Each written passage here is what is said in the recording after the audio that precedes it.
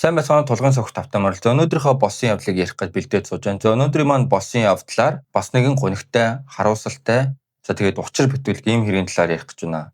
За энэхүү хэрэг нь 2018 оны 6 сарын 16-наас 17 оны шилжигчүн нэгэн айж сандарсан эмэгтэй хүн цагдаа гэлд гүүж орж ирсэн байна. За тэмүүгтэй гүүж орж ирэнгүүтээ манай охин юусэн ингэдэг одоо хүртэл гэртээ ирдгүй, уцаа авдаггүй. Алга болсон болтой. Та бүхэн надтай нэг тийш яваад туслаад хайгаад өгөөч гэсэн тийм айж сандарсан эмэгтэй хүн байсан байгаа. За охиныг хэдүүлээ одоо шууд Суян гэж дуудъя. За Суян охин бол 16 настай Ахлах ангийн сурагч байсан байгаа. За Суян охин бол 2018 оны 6 сарын 16-ны өдрийн 1 цагт найзтайгаа уулзнаа гэж гэрээсээ гарсан байдаг. За тэгээд ээжийн мэдүүлгээр болохоор манай охин юусэн ингэж орой үдэш явдаггүй. Уцаач асаж алга болно гэж байдаггүй. За тэгээд охиноо хайж явж байхдаа бас нэгэн сэжиг бүхий зүйл олж мэдсэн. Та бүхэн надтай тийш яваад өгөөч гэсэн тийм хүсэлт тавьсан байгаа. За та бүхэндээ одоо яг тэр сэжиг бүхий зүйл яг юу байсан талаар ярьж өгье. За ингээд ээжээс лавшруулаад мэдүүлэг аваад үзсэн чи орой 9 цагийн мэдээ гарч хахад манай охин гэртээ байхгүй байсан. Гэртээ ирээгүй байсан. За тэгээд охин минь яагаад ингэж оройтдаг вэлээ гэд залгаад үзсэн чи уцаач аваагүй. За тийм болохоор би гэрээсээ яаралтай гараад хамгийн ойрын хамгийн сайн найзынхаа гэрт очиод унтчихсан бах та гэж би бодоод айгүй тайвнаар явж очсон. Очиж охиныхоо найзаас охиноо байгаа хэсгийг асуухад манад ирээгүй, би бас холбоо барих гэж чадахгүй байж байлаа. Та надтай энэ чат бичсэн зүйлийг уншаад үздэй гэд надад уцаа өгөхдөө маш санаа зовсон байдалтай байсан гэсэн мэдүүлэг өгсөн байгаа ээж. За ингээд охины ээж энэхүү чатыг уншсан байгаамаа. За тэгээд энэ чат яг юу гэж бичсэн талаар та бүхэндээ харуулъя. За охин бол маргааш би цагийн ажил хийнэ. Тийм болохоор Facebook чатаа сайн шалгаарай гэсэн байна. За тэгээ найзынхын хувьд болохоор мэдээж тэглгүй яах вэ гэд эргүүлээд хариу өгсөн байгаа. За тэгсэн чинь охин болохоор аюултай байх юм бол шууд цагдаад мэдэгдэж өгөөрөө найзаа гэсэн тийм хариу өгсөн байгаа юм л та. Найз нь болохоор ойлголоо мэдээж гэдэг. За ингээд хоорондоо иймэрхүү чатыг өгүүлж авсан байгаамаа. За охины найзын ярьснаар бол Суян аавынхаа найзтай уулзаж цагийн ажил хийнэ. Танаа ээж аав чинь санаа зовчиж магадгүй болохоор нууцаар энэ ажлыг хийгээд өгөөрэй гэж гуйсан гэсэн. За тэгээд Суян зөвшөөрсөн юм байна лээ. Өдөр 2 цагт аавынхаа найзтай уулзчлаа гэсэн Facebook чат ирсэн гэсэн байгаа. За энэ чатнаас хойш нэг ч хариу дуудлага ирээгүй, уцааж авахгүй би бас яахаа мэдгүй байж байлаа гэсэн зүйлийг ээжж ярьсан байгаа. За энэ аавын найз гэх чинь бол зөвхөн аавтай найз байхаар зогсохгүй гэр бүлийн найзууд болоод 10 жилийн турш ингэж хоорондоо найзсан тийм дотны найзууд болчихсон юм хүмүүс байсан байгаамаа. За тэгэд ингээд ээж энхүү айл руу гүүхээр нэг очоод хаалган тогшоож үздэг. За очоод хаалгын нүтгэд эхнэр нь хаалга онгойлгодог бөгөөд Суяны ээж танаа хоолны газар манай охин очиж ажил хийсэн үү гэж асуухад гүү юу яриад байгаа танаа охин манайд хүрчиж ажиллаагүй штэ гэсэн тийм хариу өгсөн байгаа юм л та. За ингээд ээж нэгээс сэжигтэй санагдаж эхлэх ба. За танаа нөхөр чинь гэрт дотор чинь байна уу? Гэртээ байгаа бол дуудаад өгөөч хэдэн зүйл асуух гэсэн юм а гэж хэлсэн байгаа. За тэгсэн чи эхнэр нь болохоор за нана хүлээж байгаарай би харчаад ирээгээд гэрлүүгээ яван оронгуудаа буцаж ирэнгүүтээ манай нөхөр ерөөсөй байхгүй наа. Гараж явчихсан бололтой гэж. Иймэрхүү шалтгаан тайлбар хэлсэн байгаа. За ингээд бодоод үзэхдээ ер нь эхнэр хүн гэдэгтэй нөхрөө гэртээ байна уу үгүй ер нь бол сайтар мэдж байгаа шүү дээ. Тэгсэн чинь гэрлүүгээ явж ороод ирэнгүүтээ нөхөр маань байхгүй байна гэж нэг сонир хариулт хэлсэн байгаа. За ийм ч учраас Суяны ээж яаралтай цагдаагийн газар руу гүйгээд энэ цагдаа нарыг дуудаад энэ гэрлүү хамж аваад шалгаад өгөөч гэж хүсэлт тавьсан энэ байгаамаа. За мөрдөгч цагдаа нарын энэ бүх мэдүүлэг яриаг сонсоод шөнийн 1 цагт энэхүү айлд очин шалгахад аавын найз гэх чинь байхгүй байсан байдаг. За энэ гэр нь тэр чигтээ камераар хүрээлэгдэж байсан ба цагдаа нар камерын бичлэгийг шалгаж үзэхэд нэгэн хачирхалтай зүйлийг олж авдаг. За тухайн өдрийн оройн 11 цаг 8 минутанд хин нэгэн гэрийн хойд хаалгаар гарan маш хурдтай гүн зогтож бүг илрүүлдэг. За энэ үе бол Суяны ээж яг энэ гэрт хурж ирээд нөгөө нэг нөхөрчин байна уу гэж асуусан шүү дээ. Тэр үе байсан байгаа. За энэ зогтож буй хүн хинбэ гэвэл Суян охины аавын найз буюу энэ гэрийн эзэн болох нь тогтоогддог. За мөрдөгч болохоор эхнэрээс нь та нөхрөө зогт гэж хэлсэн үгээ асуусан чинь үгүй би ерөөсөө энэ камерын бичлэгийг үзээд бүр үнэхээр гайхаж байна. Суяны ээжийг хүлээж байгаарэ гэчээд нөхрөө дуудах гээд орсон чинь үнэхээр л байхгүй болчихсон байсан гэсэн мэдүүлэг өгсөн байгаа. За одооноос хэдүүлээ энэ Суян охины аавын найзыг Пак гэж дуудъя. За Пак бол биш тий. Өмнө нь өөр газар амьдарч байгаад тэр газараа эхнэр хүүхэдтэй байсан байгаа. За тэгээд эхнэр хүүхдээ хүчрхийлээд за тэгээд салаад нутагтаа босож ирээд өөр хүнтэй гэрэлсэн энэ байсан байгаамаа. За мөрдөгчд бол Суян охины хэргийг бол Пакта яах аргагүй холбоотой гэж үзсэн байдаг. За ингээд Пакийг сэжигтнээр татан шууд тэр оройноо тэр шөнөөсөө ахуулна. Пакийг хайж гисэн байгаа юм л да. За гэтэл үүрийн 6 цагт нэгэн аимшигт дуудлага цагдаагийн хэлцэд ирсэн байгаамаа. За тэрхүү дуудлага нь болохоор энэ баригдаж буй барилга юм аа. Барилга дотор нэг хүн өгсөн бололтой. Яаралтай хурдан ирж шалгаад өгөөрэй гэсэн тийм дуудлага болсон байгаа. За мөрдөгч нар ихэд санаа зовон очиход Пак байх бөгөөд амиа хорлсон байдалтай олддог. За тэгэхээр Пактэй энэ зүйлтэй бүр бараг л 100% те 1000% холбоотой байж магадгүй болж эхэлж байгаа зү. За энэхүү хэргийг мөрдөж байсан мөрдөгч ингэж ярьсан байна. За Пак нас барснаар өстөө өмнө байгаа онгорхой хаалга хаагдах шиг л болсон. Гэхдээ охиныг заавал олно гэсэн сэтгэлээр улам ажиллаа эрчимжүүлсэн гэж ярьсан байгаа. За ингээд хэдүүлээ хэрэг илрүүлтэндээ орцгоод. За ингээд Пакийн уцаар байршиг тодорхойлох гэтэл Сёонтой уулзах үеэс ахуулан уцаа унтрааж гэртээ өвлдөөсөн байх ба оройн 6 цагт утсан нассан түүний мөн гэр байсан байдаг. За харин Сёоны уцаар тухайн өдрийн байршлыг тогтооход гэрээсээ өдөр 1 цагт гарan оройн 4 цаг 30 минутанд гэрээсээ 12 км-ийн цаана байрлах нэгэн газар түүний байршил заагаад утас нь унтарсан байдаг. Мөрдөгчд охины сүүлийн байршил заасан газар буюу тухайн газар очиход замын камер байх бөгөөд шалгаж үзтэл Пакийн машин явж байж таардаг. За үргэлжлүүлэн үзэхэд Пакийн машин уул чиглэн дээшлэн явсан байваа. За ингээд мөрдөгч Пакийн гэрт дахин буцаж очино. Шалгалт нэгжлэг хийж үздэг. Түүний хашааг ингээд шалгаад үзээд байжсэн чинь нэг үнс нуран болсон зүйл олдсон байгаа.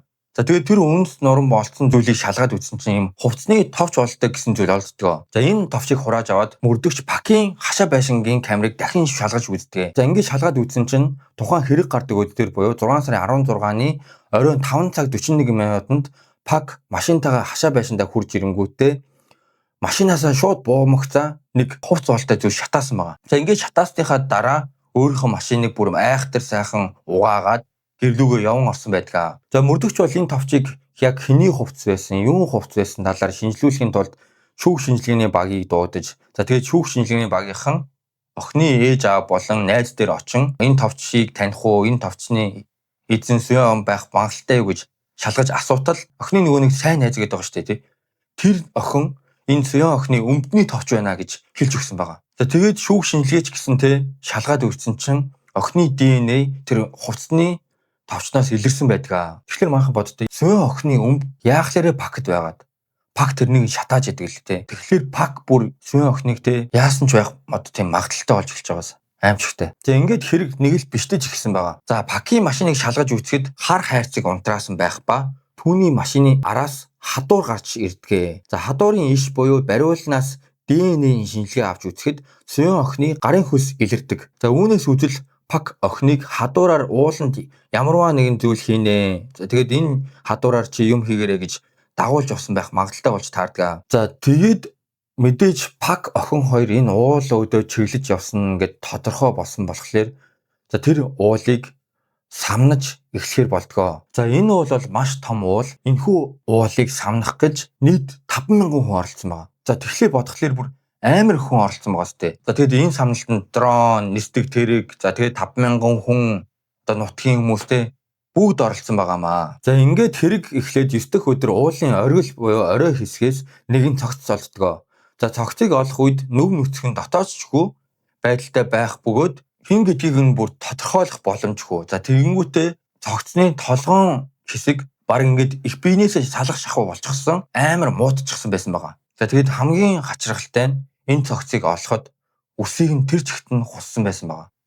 Аимшигтай. За ингээд цогцыг авч явна задлан шинжилгээнд оруулахад ДНХ нь Сёон охины ДНХ-тэй яг таардаг. За ингээд 16 настай Сёон охин ингээд нас орсон байх нь ингээд тодорхой болдгоо. Сёон охин бол маш тийм хүсэл эрмэлзэлтэй, шаргуу, тийм хөөрхөн охин байсан байгаамаа. За ингээд охины цогц маш тийм ялзарч муудсан байсан учраас үхлийн шалтгаан болон за хүчирхийлэлд автсан эсэх талаар ерөөс ингээд шинжлэх, нотлох боломжгүй болж ирсэн байгаамаа. Ганц нотлогдсон зүйл нь охины цусны шинжилгээнээс нойрсуулах юм илэрсэн байдаг. Энэхүү хэрийг мөрдөж байсан мөрдөгч охины шүүх шинжилгээний дүгнэлттэй танилцаад дахин Пакийн гэрт шалгалт хийхээр явган очдгоо. За тэгсэн чинь Пакийн гэрийн хөрөгчөн дээрээс үсний машин олцсон байна. За тэгээд тэр үсний машиныг хурааж аваад шүүх шинжилгээнд дахин өгсөн чинь тэр өсний машинаас Суян охины ДНХ илэрсэн байгаамаа. За энэнийг бол мөрдөгчд болон судлаачид юу гэж үзэж байна гэхлээр те. За энэ бол мэдээж бүр төлөвлөгөөний дагуу хийсэн байна. Өсний машин хүртэл бэлдээд, за хадуур хүртэл бэлдээд, машины хар хайрцаг унтраагаад, утсаа унтраагаад. За ингээд маш олон зүйл бэлтгэл ажил хийгээд энэ хэргийг үлдсэн байна. Энэ бол ингээд төлөвлөгөөтэй гэмт хэрэг байна гэж үзсэн байгаа. За энэ бүх нотлох баримтууд бол ПАК-ийг хэрэгтэн гэдгийг ингээд 100% зааж, 1000% зааж исэн байгаа. За тэгээд энэ хэргийг мөрдөж байсан мөрдөгч бол энэ хэргийг шууд ингээд хаачаагүй бүр маш эрчимтэй ажиллаа хийж, маш сайн ажиллаа хийж 5 сарын турш энэ хэргийг мөрдөж судалсан байгаа. За мөрдөгч ажиллаа сайн хийсний хариуд маш олон мэдүүлгүүдийг олон хүмүүсээс авч чадсан байдаг. За тэгээд тэрхүү мэдүүлгүүд одоо хинээс ирсэн бэ гэхлээр энэ ПАК-ийн найзууд болон ПАК-ийн танил хүмүүсийн эхнэрүүд байсан байгаа. За тэгээд тэр эхнэрүүд яагаад мэдүүлэг өгсөн бэ гэхлээр ПАК-ыг иймэрхүү гэмт хэрэг үйлдэж байсан гэдгийг нотлох гээд зориглон мэдүүлэг өгсөн байгаа. За энэ бүх хүмүүсийн мэдүүлэг бол бараг л адилхан байсан байгаа. За тэгээд тэрхүү мэдүүлэг нь юу вэ гэхлээр ПАК одоо уулнаас эмийн ургамалт түүе. Эмийн ургамалт түүх ажил байна. Хамж яваад хийгээд өгөө мөнгө өгье, цалин өгье гэж дууддаг байсан. За тэгээд энэ эмэгтэйчүүд даган явснаар ПАК-ийн хүчирхийллийн бай болж одоо ингэж хохирсон байсан байгаамаа. Энэ бүх эмэгтэйчүүд маш их айц давтаж гэр бүлээ одоо бүрэн бүтэн байлгахын тулд цагдаад мэдүүлэг өгөөгүй гэж ингээд хожим хойно мэдүүлэг өгсөн байсан байгаамаа. За ПАК бол тэгээд заримд нь бүр мөнгө өгчтэй амаа амгиж яваараа. Амаа амгиж явахгүй бол хогч шүү гэж одоо айлгаж сүрдүүлжээ. Энэ бүх хохирогч нар ПАК-ыг одоо эртхэн цагдаад бариад өгч гисэн бол Суян охин өдөрт амьд байх байсан байгаа. Маш харамсалтай. Тэгээд маш эмгэнэлтэй. Яагаад гэвэл зүгээр одоо энэ ПАК чинь ялаа хэдлээд шоронд зовж зүдрээд байж байх ёстой байтал амиа орлол энэ хэрэг ингээд хаагдчих байгаамаа. Миний бодлоор бол цаазын яслын эсрэг байдаг. За тэгээд цаазын ял бол маш аюултай. Ер нь бол хүчирхийллээр шийдэж байна л гэсэн бас нэгэн агуулгатай шүү дээ. Тийм болохоор энэ хүмүүсийг яг ялыг нийлүүлээд, яг үүрүүлэх зүйлийг үүрүүлээд ийм байвал дээр байна түүнээс зүгээр цаазал ал хяд гэд байх юм бол яг л энэ бүх хүмүүс шиг хүчирхийлэгч болж таарнаа. За тэгээд ийм байна. За тэгээд манайхаа үр хүүхдээ хяналттай байгаараа хайрын сайхан өссөн охиноо ингээд бусдын гарт алдна гэдэг маш харамсалтай, маш эмгэнэлтэй хайрын сайхан охин. За тэгээ манайхаа үр хүүхдээ ярилцдаг байгаараа, тэднийгээ ойлгодог байгаараа. Тэгэхгүй бол ингээд ээж аваасаа нууж авч байгаа л гэмт хэргийн золиосуулдаг, гэмт хэрэгт орооцолддог ийм байна. Тийм болохоор манайхаа үр хүүхдээ загнахаас илүүтэй ярилцаад ойлгодог байгаараа. Үр хүүхдээ манайхаа хайртай байгаараа. Subscribe дараараа, лайк дараараа, комент бичээрэй. Энэ хэргийн талаар комент бичээрэй манайхаа. Тэгээд эцэст нь би саяхан бүр нэг сонин комент олж уншсан. Тэгээд манайхаа комент бичтэй бас гоё локог дистараалтай, гоё илдэг зөвлөгөө хэлж байгаараа хараад шууд орж ирэхээсээ илүүтэйгээр. Би сая нэг сүүлд нэг комент уншсан. Гэсэн чинь намайг чипти ингэж шахаж гуниглаа Би бүр гайхсан л. Тэгээд шахаж гуниглан гэж юу гэсэн үг блэ? Би бүр гайхаад. Ер нь тэгээд энэ хүний үхэл зовлонтой зүйл ярьж иж одоо гуниглаж ярихгүй, инээж ярих уу? Одоо бас ийм логикгүй, айгүй тийм одоо юу юм сонин хүмүүс бас их байна. Тийм хүмүүс ер нь тийм одоо миний бичлэгийг битүү үзээрэй. Тэгээд шахаж гуниглан гэсэн зүйл байхгүй шүү. Тэгээд эцэст нь манайхаа гоё логиктой байцгаая.